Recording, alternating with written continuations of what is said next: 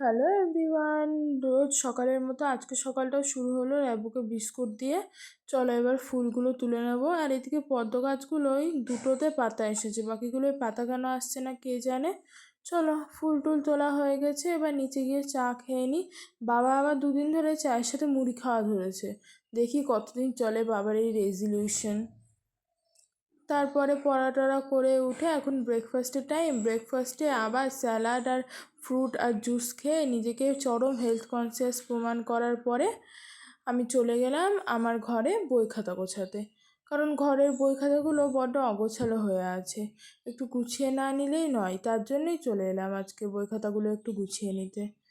তারপরে মা বলল আমের চাটনি করবে, তাই জন্য আমগুলো নিয়ে বসে পড়লাম কাটতে। আসলে আমার এই সমস্ত ছোটোখাটো কাজ করতে বেশ ভালোই লাগে।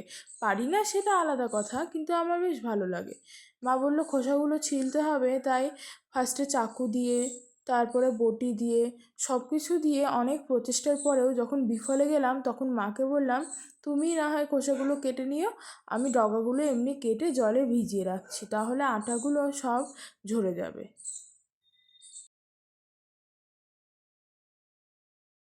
এই যে এখানে আমগুলো সব পাতলা পাতলা করে কাটা হয়ে গেছে। আসলে আমের জেলি চাটনি করবে ভেবেছে মা, ওর জন্য আমগুলো এত পাতলা পাতলা করে কেটে দিয়েছি একদম। মা খোসা ছাড়িয়ে দিয়েছে, তারপরে আমি পাতলা পাতলা করে চাকু দিয়ে কেটে দিয়েছি। আর এদিকে স্নান দান করে আমি দই আর বোঁদে নিয়ে বসে পড়েছি। কার কার ভালো লাগে টক দই দিয়ে বোঁদে খেতে অবশ্যই আমাকে জানাবে কিন্তু, আমার তো সেরা লাগে খেতে। তারপরে এইদিকে জলটা মা গরম করতে বসিয়ে দিয়েছে, এবার এতে আমগুলো দিয়ে দেবে সেদ্ধ করার জন্যে। এদিকে আমগুলো সেদ্ধ হয়ে গেছে। চলো এবার এগুলোকে ঝুড়িতে নামিয়ে নিই, জলগুলো সব ভালো করে ঝরিয়ে নিই।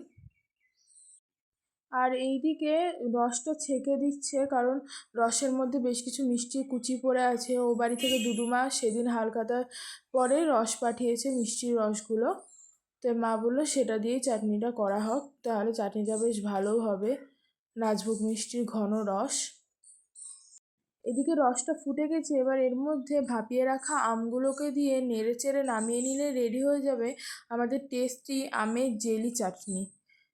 নামানোর আগে মা একটু ভাজা মশলা দিয়েছিল ওপর থেকে, যাতে একটু সেন্ট আর টেস্টটা বাড়ে, তার জন্যে। এই যে রেডি হয়ে গেছে এখানে আমাদের আমের জেলি চাটনি। এবার এগুলো এভাবে কৌটোতে ঢেলে ফ্রিজে রেখে দিলেই হয়ে যাবে। চলো তাহলে আজকে এত দূরই, দেখা হচ্ছে কালকে আবার নতুন একটি মিনি ভ্লগের সাথে। ততক্ষণের জন্য সবাইকে বাই বাই।